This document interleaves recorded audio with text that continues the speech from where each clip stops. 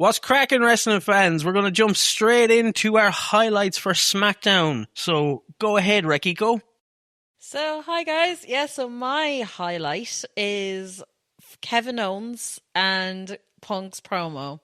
So, I was really looking forward to seeing Kevin Owens all week, ever since he made his comeback at Summerslam. And yeah, I mean, when it started off with Cody coming out, I was like, why is Cody coming out? You know what I mean? So, like, I didn't mind that Cody came out, but it was just... I did. I minded. It just felt out of place a little bit, to be honest.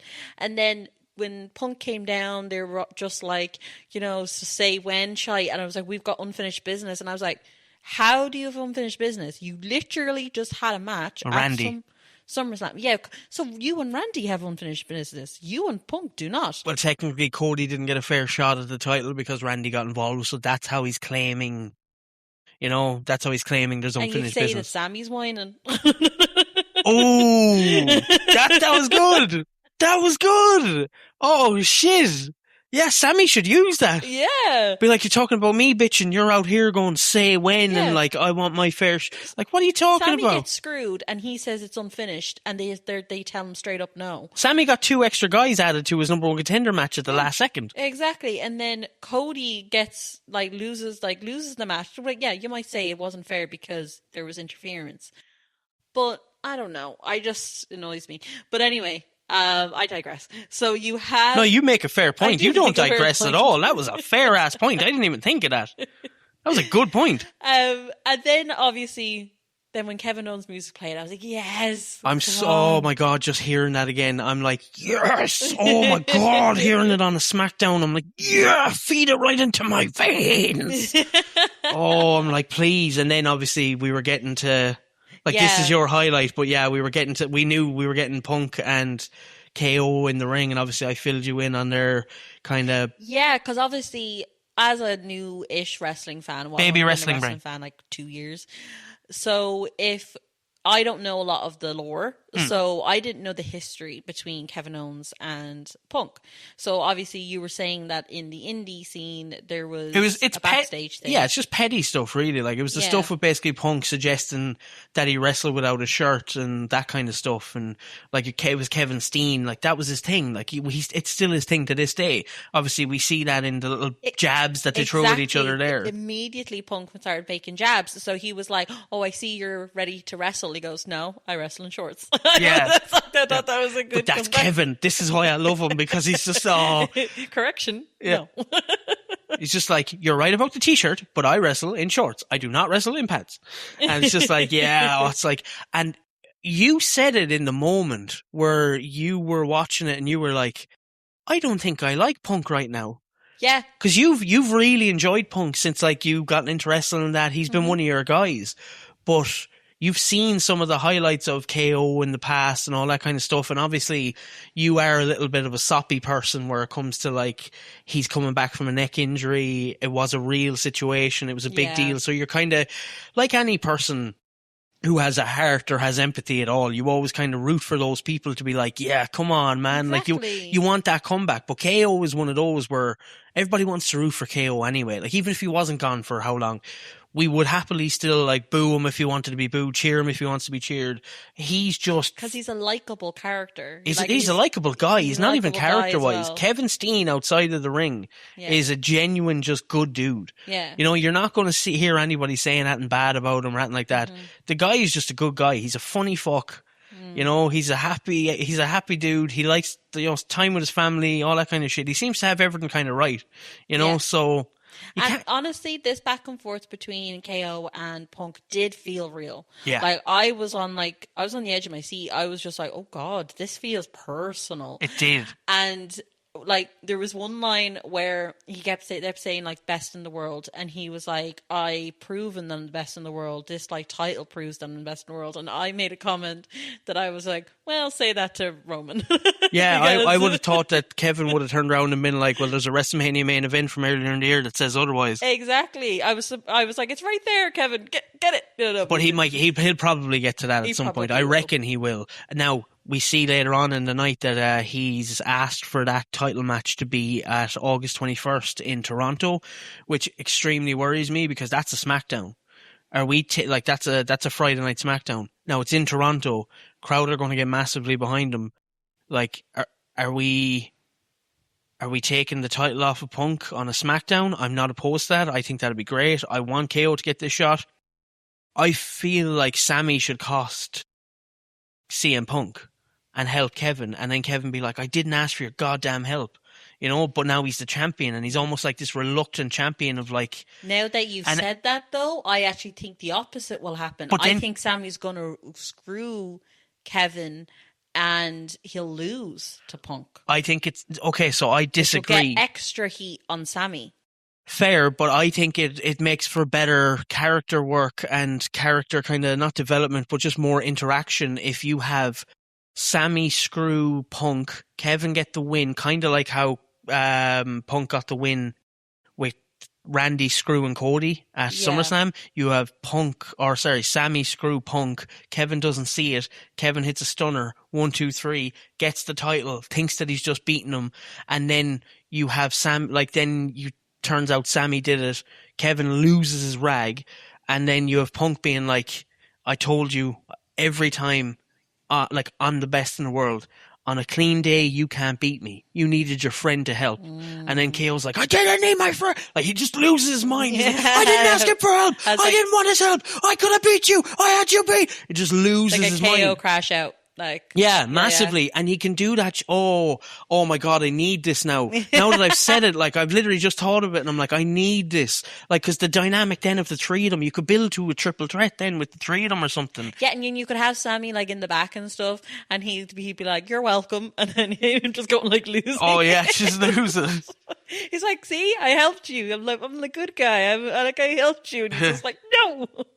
Well, I don't think Sammy could be like, see, I helped you, because KO literally tonight was like, do not help, do not do anything. That was funny when he walked away. He was like, 6 days up and back. Yeah, that was really good. But yes, this entire thing I'm excited for. It would have been my highlight as well. So you've stolen what would have been my highlight, but thankfully there was multiple highlights on this night. There were. So jumping into mine, we get to what would have been my low light of the night, which would have been the Jade Cargill and Charlotte Flair match. It was just dead, and I thought it was really weird that it was main eventing. And then it made sense. And then I was like, okay, I appreciate this. I like this. And now I'm like, so I liked it in the sense of Alexa coming back, I would have given it, I thought when Alexa's music hit and she came out, I instantly was like, okay, that's fine. Main event makes sense. You know, all of a sudden the main event makes sense because Alexa's getting the big pop coming back.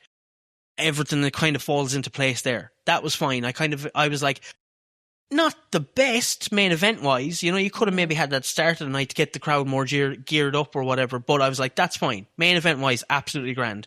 And then Alexa hits the pose. And I'm a sucker for this. I know a bunch of wrestling fans are. The lights went out. And when the lights went out, I sat up. And I was like, what are we doing? I was like, what are we doing here? And then came back up and we get the little maniac on top of the ring, on top of the turnbuckle, and this Tatum Paxley. Yeah. And my highlight is absolutely Tatum Paxley debuting on SmackDown. She massively deserves it. It's about goddamn time. And it turns out, apparently, it was Charlotte Flair who went to management and requested that Tatum be added to her and Alexa as for them to now form a group. I love Charlotte for that. But you would think it would be Alexa. You would think, no, I'm sure Alexa wasn't like, I'm sure Alexa heard that and was probably like, hell yes. Yeah. You know, but like if you had told me, oh, somebody went to management, I'd be like, oh, Alexa probably, because the two of them are so similar. The two little, like, you know, 5 foot little lunatics. But the fact that it's Charlotte, like, I love that Charlotte is that involved with talent, and she's probably seen her down in NXT, and like, not like I'm sure she's had interactions with her and stuff like that. But I think it's brilliant for Tatum. I can't wait to see what she does. The woman is a future women's WWE champion or world champion, whichever way you want to go about it. But her work. Now, I feel like she will seamlessly transition into the main roster. I don't think the nerves are going to get to her, but the first couple of weeks she needs to be given a little bit of leeway. That's why I think it's probably best that she's actually in this group. I think this is going to be brilliant for her. You know, she's going to be able to learn from two of the best women of all time in the history of WWE. It's like when it comes to Alexa, when it comes to character work, Charlotte when it comes to in-ring work. You know, you have a perfect little combo there. And so, like, I think the moon is what Tatum should be shooting for. 100%. Like, honestly, she has her character. She's got it down. She's a solid wrestler. She's a brilliant wrestler. Enjoyable to watch. And you know what as well is that I really have to say it's nice to see the veterans wanting to like push the younger talent. Yeah. Because in the past, a lot of the veterans were kind of greedy and protecting they wanted their spot. to like say like push the younger talent away, where I think a lot of the mindset has changed because they know that that is the future, and if you really do love wrestling, you want the wrestling to continue, and the only way to do that is to push up younger talent. So it is nice to see that. All those things that you've learned and all those, like, those, just because you had to go through hiccups and bumps in the road doesn't mean you have to keep them to yourself. You can then help the youth and the young guys and girls and fucking like guys and women and all that stuff. You can help them by telling, like, you know, be like, this is how you deal with this, or like, like you Brock know, and Oba. Brock going, this is the past, this is the future. Yeah. You know? No, absolutely, and it is, and I'm like, this is unprecedented in WWE in a way because there are so many people who are looking out for the future, which is really cool because this is what I've always wanted to see.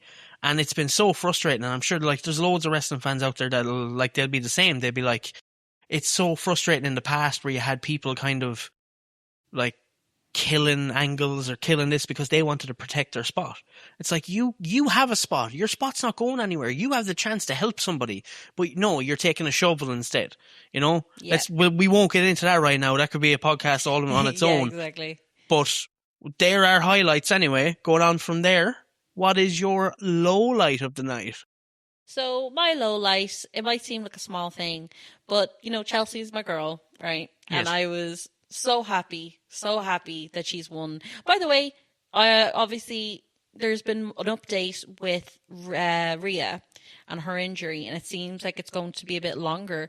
And I noticed that her, you know, the way she hit the t-shirts where the interim was like crossed out. Yeah, it says permanent above it. Yeah, which is really good. But when they were announcing her to the ring, they were like, "You're new women's world champion, women's WWE champion, WWE champion." They didn't say interim. Yes, so I'm like, "Ooh, are they just like?" We're not addressing it. She just is now the champion, which I'm like, yay. No. I don't think that's the case. I think no. They still very much have like, so if they don't acknowledge it fully, then it's not real yet. You know what I mean? Okay. So like, just because the t-shirt says that and all that, and like the announcer Mark Nash, that psychopath, just because he's dead behind the eyes. Like, please bring up Mike Rome, bring him up from NXT. I beg of you. I hate Mark Nash. Alicia Taylor is phenomenal. Yes. Jillian Garcia is always great when she champion cheer. I absolutely I despise him. I absolutely despise him. He takes me out every time he announces. He is fake. He is dead. He is fucking dead behind the eyes as well. There was one time he just forgot to announce someone. Yeah, I think so. That was a couple of months ago. I remember you mentioning it at the time, and I can't remember what it was or who it was, but I do remember it happening. Exactly, one job. But anyway, what my low light about this part is Chelsea came in to have her celebration. They had the ring decked out for her, and she talked for maybe a minute. And then after that minute introduced Tiffany, and then it was about her and Tiffany. Exactly. I'm just like, I'm not making it a sexist thing or anything like that, but I'm just pointing out that if it was a famous last words. What? Famous last words. I'm not making it a sexist thing, but go ahead and make it a sexist thing. But do you not notice that if it was a men's title, they would have had, or even someone, actually, do you know what? I won't even say if it was a men's title. If it was just someone more... Rhea. If it was Rhea, if it was Becky, if it was one with more like accolades, they would have got a full set of 10 minutes to talk. No, you're right. Chelsea got a minute Now, I think so you just saved your argument, because anyone who's listening now, when you said I'm not making it a sexist thing, they probably would have rolled their eyes and been like, oh, here we go, a woman's talking about how a woman isn't given the time. And in fairness, they would have had somewhat of a point where it's like, it is ridiculous, because like what you just said. Yeah, well, I corrected myself. You did. No, you've actually validated your point there now, because you're 100% right. Because if it was Rhea, if it was Becky, if it was even maybe Charlotte, did give her more leeway, and Charlotte can't talk like Chelsea can. If it was Bianca, if it was somebody like that, she would have been given more time. Why wasn't Chelsea? This is her first title. First title. Now, I was a little disappointed in the Philadelphia crowd. I was hoping they'd get a bit more behind her. Yeah. You know, so that kind of let me down, especially Philly. Like, Philly, with people like Chelsea, I know we always go back to it, but like intergender wrestling on Lucha Underground and all that kind of stuff, Chelsea has sacrificed her body in the sake of entertainment. That is ECW. Yeah. You know, and this isn't like, it's not, don't get me wrong, it's not an ECW crowd anymore, I'm sure, in Philly, but at the same time, that's where ECW was born, that's where ECW was raised, that's where ECW was held. The crowd is usually kind of ECW. The crowd was okay though. Like, I mean, the crowd, she did have her like fans with the hats and stuff and the like t-shirts, and they were cheering for her. But I feel like those were just little pockets, you know what I mean, of like fans.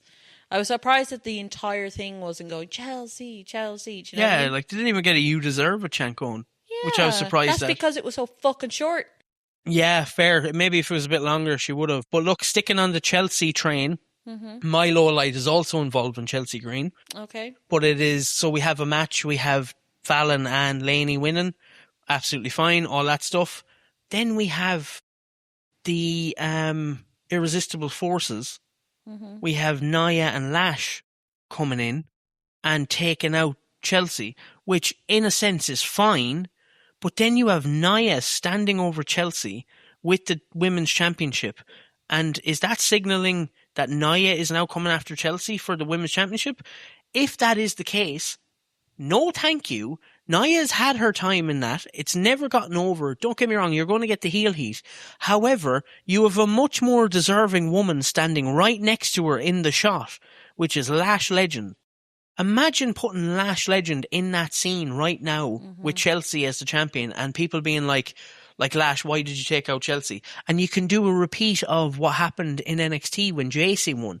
Because what happened when JC won? All of a sudden, and funnily enough, it was Laney that came out and said this when she came back. She came out and said, you're the most beatable champion in NXT. In the history of the women's division. You can have Lash, then you just give that to Lash. Like, most of the main crowd don't know that was said on NXT and stuff. You have Lash be like, you are the most beatable champion that's ever held that title. I want my chance. Why would I not take the easy road? I have an easy path to the WWE Women's Championship and my first chance. I'm going to take you out. I'm going to obliterate you. I'm the bougie bully. Who are you? Chelsea Green. You know? It's like, I'm going to take you out, no bother. Do it that way. But no, we're getting... Like, and I like Nia. I do. I like Nia, but I do not want her in... Like, she's been in the women's championship scene. We don't need that. We definitely don't need her involved with Tiffany again. We've had that in the past. Jesus, we've had that in the past. We don't need that. They shoved that in our faces for way too long. Yeah, it's like, we don't need that again. But look...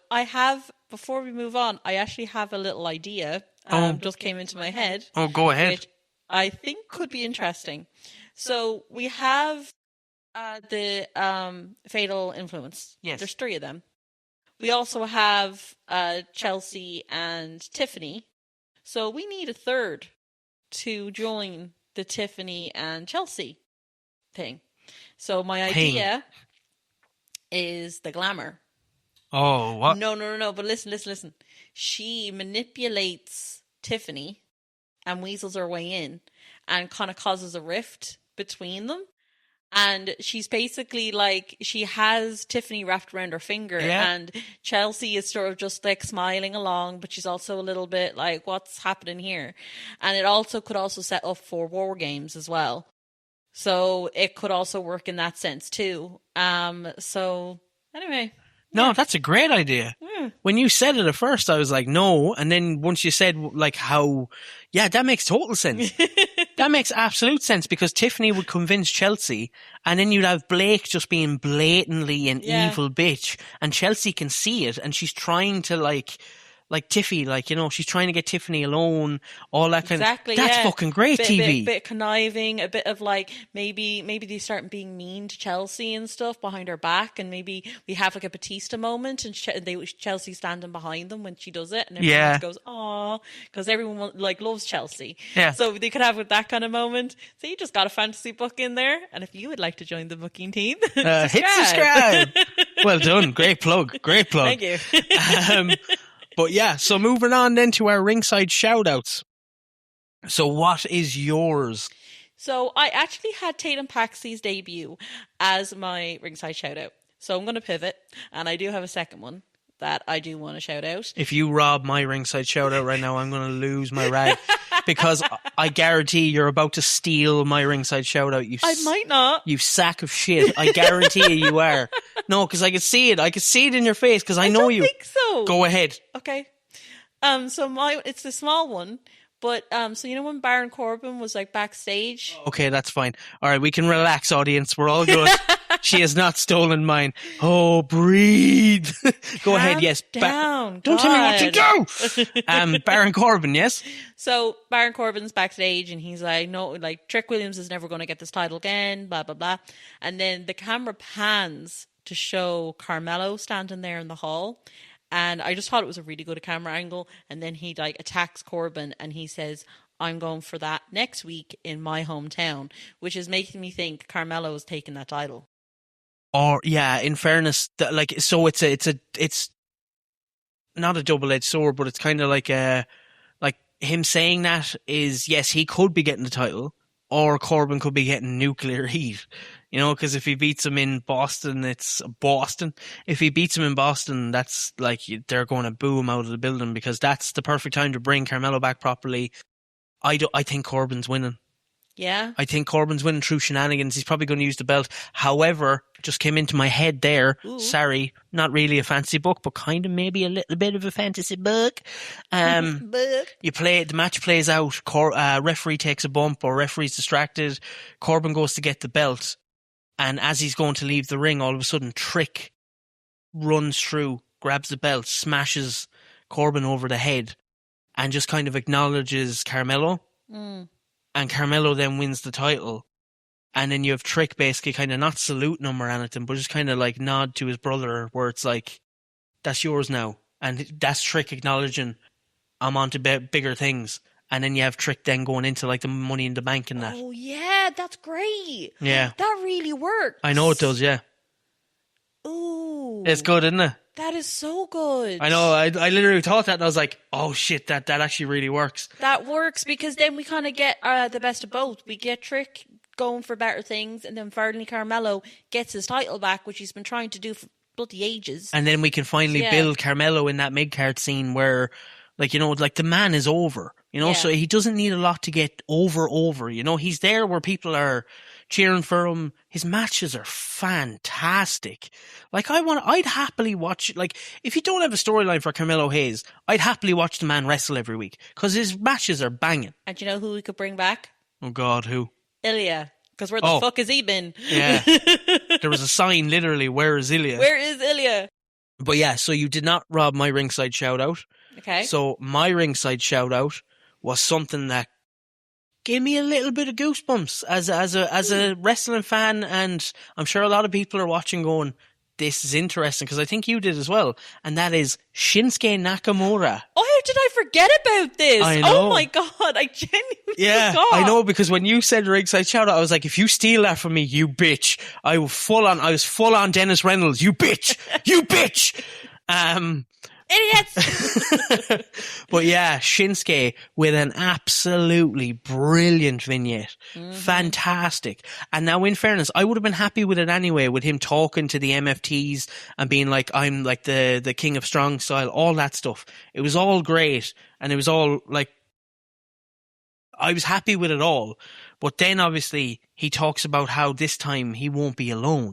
Mm-hmm. And that really got me sitting up. I was like, hold on a second, because I remember I said to you when Evil was coming over, Naraku in NXT, I thought he would debut on the main roster and he would go straight into a tag team with Shinsuke. Now, that might not be the case, but I can't think of who else this could be. You know, we have in NXT, we have Tony D'Angelo, we have Cruz Montana, and we have now I just so you know, I really like Mike Santana. Like, you know, I hate calling him Cruz Montana. That's why I'm saying it like that. I like Mike Santana as a wrestler. I like how he comes out to the crowd. Like, the promo stuff could be a bit better, but yeah, he really showed up against Grayson Waller. He was like, he couldn't keep up. Him and Tony were both awful. Grayson wasn't great, but that wasn't his fault. That was because of them. Also proving Grayson's point. Yes, proving the point massively, but I digress. Yes. Shinsuke, like, obviously Naraku is not in that NXT title scene anymore, clearly by what they're doing. So maybe he just needed a couple of months. Now, I'd be very surprised if he's on SmackDown, though, because they usually like to keep married couples together. So, like, him and Io being on SmackDown and Raw, that'd be the first time in a long time where they've separated a couple. In a long time. I can't. But I think they'd like to keep them together as long as it makes sense business-wise. But they were like, Shinsuke's on SmackDown, and he's with the MFTs. And it makes sense. I think that will lead to Io becoming a SmackDown wrestler. Oh, actually, that makes sense because there probably is more for Io to do in SmackDown than there is in Raw right now. I'd love to see a program with like Io and Jade Cargill and like stuff like that eventually, you know? Yeah. But yeah, so that promo, that vignette by Shinsuke, that is absolutely my ringside shout out because it got me really invested and I've been missing Shinsuke. Like, I love Shinsuke. Shinsuke is not Shinsuke. Like, he's not New Japan Shinsuke. He will always be the king of strong style, but he hasn't brought that over to WWE. I can't blame him. The man beat his body down for years. Like, I'm not going to blame him for checking out a little bit. He has his own hobbies. He loves doing his stuff on the side. You know, you do you, man. But like, when you're doing stuff like this, especially if it's going to, like, get you excited. Yeah, because we could see proper Shinsuke in a tag team because he doesn't have to go 15 minutes strong style. He has to go 3 minutes, tag out, 2 minutes, tag out, 4 minutes, tag out. And he can, like, those little gaps, they mean a lot. Yeah. So he could get over in a tag team and we could get the king of strong style.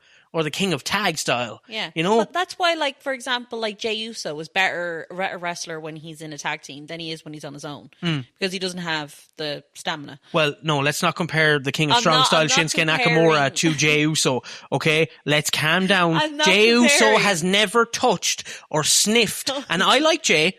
You know, I wasn't comparing. I want Jey to be a heel. You might not have been comparing, but you mentioned them in the same breath. So you need to suck that breath back in and shut your mouth. Shut your mouth. Right? So let's move on from your disgusting opinions and let's talk about our turnbuckle ratings for this episode before I stab you in the forehead. Oh my God. Help. No, Help. In all seriousness, what is your turnbuckle rating for this episode? Also, I will shout out as well, like, you know, ringside shout outs and all that. Cody and Randy, people are probably being like, how'd you not put that in here? It's a great promo, great segment, all that stuff. Loved Cody's line. Loved all the stuff he said, like, you're the legend killer, but you're the last legend here, so who kills you? That was really good. Cody pandering to the crowd, being like, I don't have to be a good guy. Go fuck yourself. Fuck you. You're a fucking asshole, right? Fuck you, because you know what you're doing. Fuck you, you prick. Okay? But other than that, the back and forth was good, but there was just other things that were better. Okay? Yeah. So, simple as, because I know people will probably be like, how did you not mention them? Yeah, and it is crazy, but it was good enough, but not good enough to make it. Yeah. Not good enough. Turnbuckle rating. So, my turnbuckle rating, I've given it an 8.5. Oh, mental. Okay. Was that way too high? Oh, well, it's your opinion. Like, these are your opinions. Like, you know, baby wrestling brain. You do you. I mean, it was good. It was good. It was good. There was a lot of big things that happened. And as a normal, like, SmackDown, I wanted it to be better. I mean, I gave, like, Raw, I think I gave that one a 10. So. Yeah. Well, that deserved it. So, and then, so I do think it's about a 1.5 less than Raw.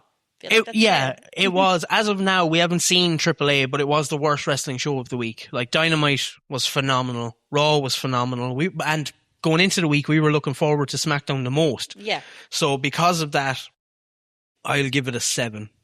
That's my rating. That's, you know, you're getting that because I had expectations, didn't quite deliver. let me down on Chelsea big time. KO and Punk was more than enough. Very, very happy with Tatum. Tatum showing up in that. But yeah, so 8.5 for you and 7 for me. So that is our Smackdown, and that's our review. So guys, we'll catch you in the next one. Deuces!